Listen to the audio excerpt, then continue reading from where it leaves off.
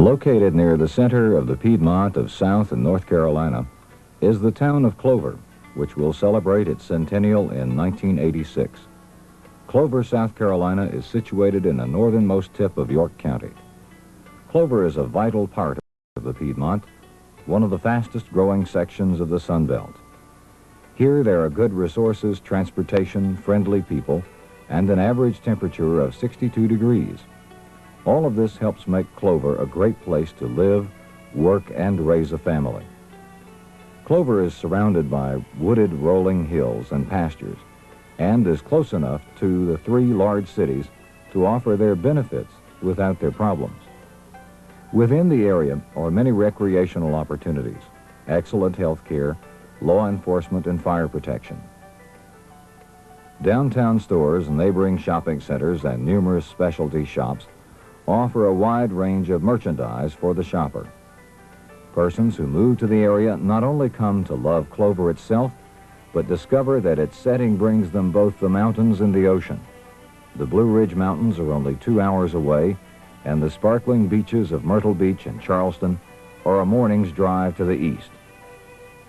The three cities of Charlotte, Gastonia, and Rock Hill are all less than 30 minutes away, and together they form one of the largest market areas in the country. Each has much to offer to the people who choose to call Clover home, but none can offer the charm and the slower pace of life that characterize small-town southern life. Here, amidst the magnolias, the oaks, and the maples, neighbors know one another and worship together. In Clover, businesses still serve their customers with friendliness and caring. People care for one another and work together to build a better and stronger community. The earliest streets of Clover are lined with old homes like these, a few of them built before the turn of the century. Some of these have become the projects of young families who have restored them to their former beauty. And sadly, many others have been destroyed by fire. We're proud of Clover, proud of her past and her present, and we're excited about her future. While there's much that is old here, there's also much that is new. New industry, new businesses, new homes are constantly appearing and bringing with them new people and new ideas. They fit well into the ongoing Clover story, a story that began over 200 years ago. We cannot tell all of her story, but let us share with you something of the time gone past, when America was just beginning. In 1774, a young couple, David and Mary Morrison Jackson, came from Antrim County, Ireland, to seek religious freedom and opportunity in the New World. Granted 903 acres of virgin territory by the King of England in York County, the Jacksons joined other early pioneers of Scotch-Irish descent in forming a little settlement to the east of what is now Clover. Like many other similar settlements in this new land, the people began their life around a church. On this spot, they built a brush arbor Presbyterian church, which they named Bethel. Today, Bethel Church still stands and is the oldest church in Upper South Carolina. The Jacksons raised 9 sons and overcame all the tests of survival, including hostile Indians, epidemics, and the Revolutionary War, to give their descendants who still live in the area a strong heritage. Before David Jackson died in 1818, he had purchased an additional 1,700 acres, which extended into the present city limits of Clover. Jackson is buried in Bethel Cemetery, a landmark itself. In the cemetery lie many of the early pioneers, who fought not only against the hardships of the environment of the New World, but who also fought to gain independence from the British in the Revolutionary War. A few miles west of Clover, one of the most important battles of the war was fought in what is now Kings Mountain National Military Park. Now the scene of hikes, picnics, and family outings, it once was the scene of a giant struggle for freedom, and its rocks, trails, and slopes are marked by the blood of both colonial and British troops. The fighting spirit of the early pioneers helped turn the war around, and David Jackson and others like him prevailed for a great victory. Gradually, new pioneers began to move towards Clover, but even at the time of the Civil War, life was still centered in the Bethel community. A few families owned slaves, and the black population in the area began to grow too. Following the war, the local people were confronted by the new challenges and abuses of Reconstruction. Cotton remained the chief crop of the rural economy, but things were beginning to change. In 1874, 100 years after David Jackson came to Bethel, a grand event took place that was to alter the complexion of the whole area. It was the coming of the railroad, and it changed Clover just as it did the rest of America. It came up from the south and extended on to Gastonia and Lincolnton to the north. At first, it stopped only on the way to pick up cotton and other goods, and to get wood for its engine. Then, because it needed water for steam, a water tower was built alongside the tracks. The 5,000-gallon tank was open at the top, and often it would overflow. The soil below, being rich in potash, soon began to grow a clover patch, and the stop became known to the railroad men as the Clover Patch. After a while, that was shortened to Clover, and the name for our town was born. After the railroad came, Clover's growth became more rapid. Zimri Carroll, the first postmaster, who had previously brought the mail in on horseback, now depended on the train. Soon, this old post office was built on Main Street. Captain Beatty Smith, an early settler, moved his family to a location fronting the tracks and built the first store. About the same time, Major J.N. McCall, a master brick mason, built the first house. Soon Captain Smith added a depot, and Mr. Carroll built a second store on the corner of South Main and Kings Mountain Street. In 1890, M.L. Ford began a furniture store and a funeral home that is still in operation today by his descendants. The most dramatic change to occur in the new town came when Beatty Smith opened the Clover spinning mill with 3,000 spindles in 1890. Using cotton from local farmers, the mill provided employment opportunities, and families began to move in more rapidly than before. Captain Smith funded the building of the mill by riding throughout the countryside on horseback and securing shareholders for $100 a share for the new venture. When he finished, he collected over $30,000, and his dream became reality. Other mills, like the Clover Mill, the Hawthorne Mill, the Hampshire Mill, were built in the early 1900s, and Clover's textile era had begun. Because of his dream, Beatty Smith came to be known as the founder of Clover. With the emerging growth, people were sensing the need for new churches in both the black and white communities. The first church organized in the Clover area was organized by black residents.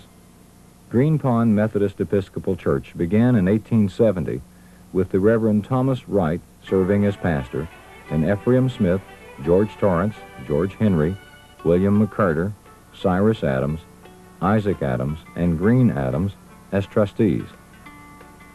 Green Pond got its name from a pond of water on the site. Today, after numerous renovations and rebuilding, Green Pond stands as one of the 3 churches which make up the Clover Charge of the United Methodist Church. As it has been throughout the South, the church was the center of the black community's life. 3 other black churches began before the turn of the century. They were Mount Harmony United Methodist Church in 1876, Clover Chapel United Methodist in 1890, and Flat Rock Baptist in 1892. In 1881, Bethel Presbyterian Church, the mother church of the area, approved a new church for Clover. Soon, Clover Baptist in 1891, Clover Associate Reformed Presbyterian in 1893, and Clover Methodist in 1901 were organized and serving the worshiping needs of the community.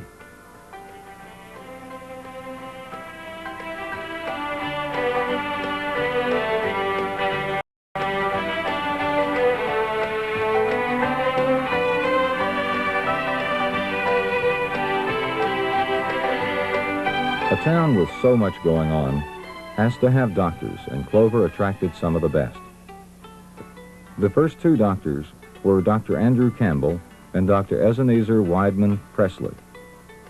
Both served the people here for more than 40 years, driving their horse and buggy rigs to the homes of their patients to care for the dying or to bring a new baby into the world.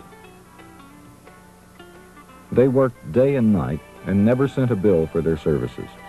Often they were paid with quilts, chickens, eggs, hams, or other farm products. These were exciting, changing times. In 1905, S.A. Sifford and Fred Smyer opened the first hardware store, and the following year the Bank of Clover was established, with Lyndon Smith as its president.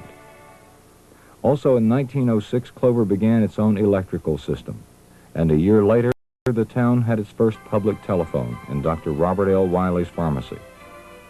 In 1907, Campbell Matthews Garage in Clover sold the first automobiles, 2 Model T Fords to Dr. Ike J. Campbell and Mr. J. Meek Smith.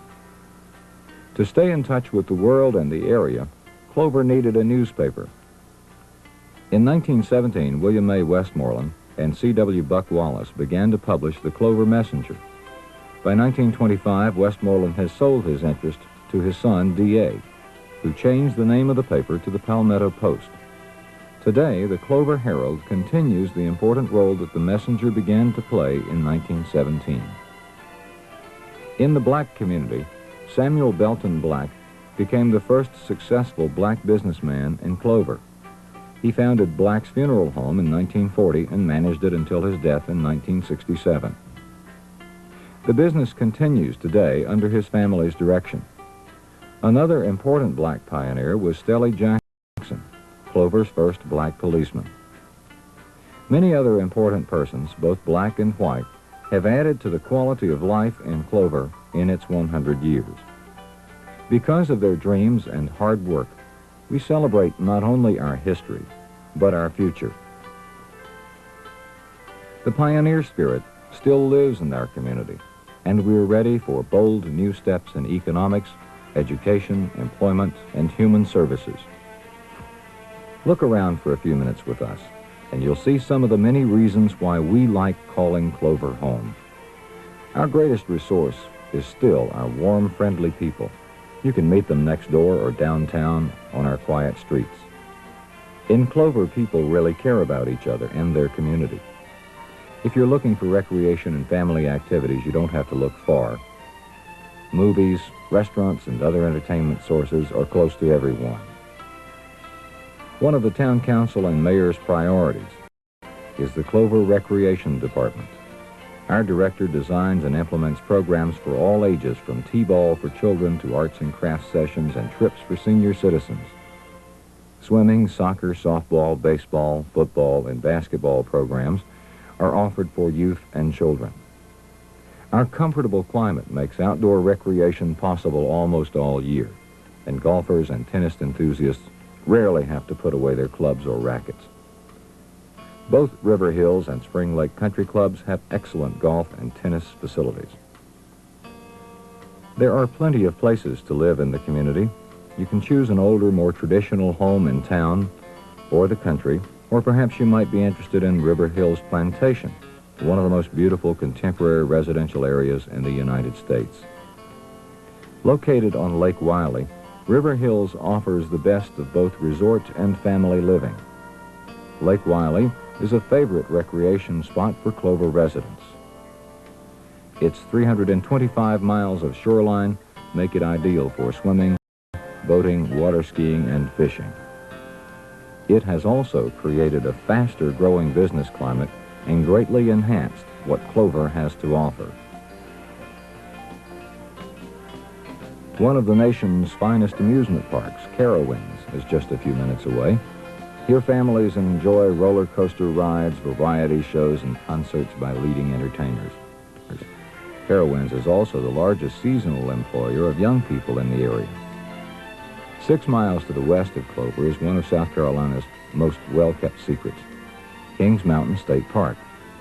It borders on the national park, and besides offering living history lessons, it's a great place for a late afternoon hike or picnic with the family, or an overnight or extended camping trip. Two of America's finest museums of natural history are close by, the Shield Museum in Gastonia and the Museum of York County near Rock Hill. The York Museum houses a planetarium and the largest collection of mounted African animals in the world. Of course, museums are also a strong educational attraction, and education is a priority in Clover. Our schools are excellent and provide the best possible education for all, while at the same time taking a personal interest in each child. Whether a student needs college preparatory courses or vocational courses, we can meet his or her needs. One of the biggest educational attractions is also an industrial attraction. York County Technical College provides excellent job training for persons in highly skilled industrial and technical jobs. Many companies have developed pilot programs with York Tech to meet their needs and the needs of their employees. Many Clover residents also take advantage of the fine offerings of Winthrop College in Rock Hill. Winthrop offers both undergraduate and graduate degrees in liberal arts and in business administration, home economics, music, and education.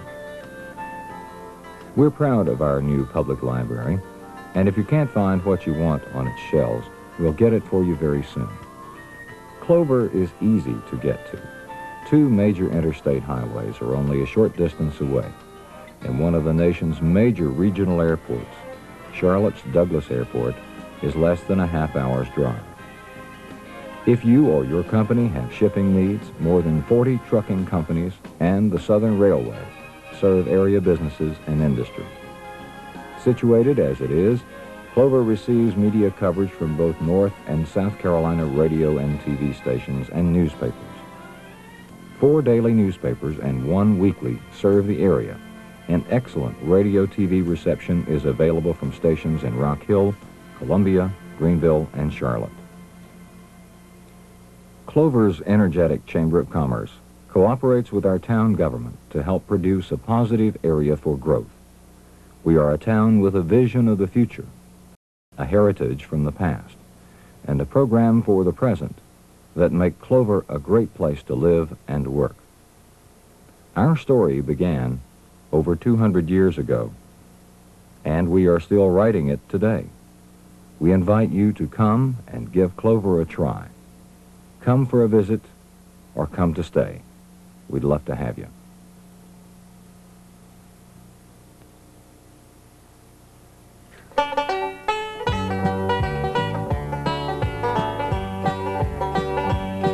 I like to live in Clover, what's called the Clover Patch, a town in South Carolina beside the railroad track.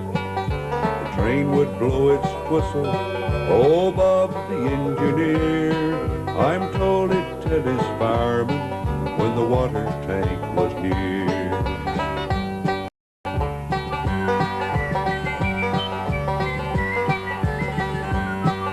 The British once sent soldiers our freedom they would take, but Ferguson soon realized they'd made a big mistake. Our men, they fought the battle, and the war was turned around. Known throughout our land today, Kings Mountain battleground. Now you may think you're lucky when you find a clover leaf, but I love my home in Clover with York County seat. Come to visit Clover, good people can be found. We'll go to church on Sunday, have dinner on the ground.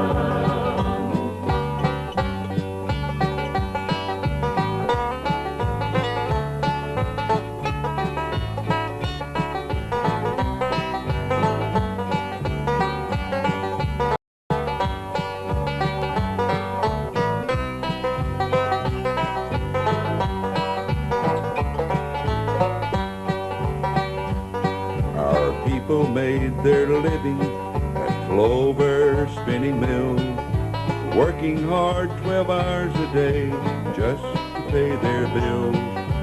They fish the Catawba River, climb old Henry's Knob, hunting for the arrowheads where once the Indians trod. Now you may think you're lucky when you find a clover leaf, but I love my home in Clover with York the county seat. Our men, they fought the battle not far out of town, known throughout our land today, Kings Mountain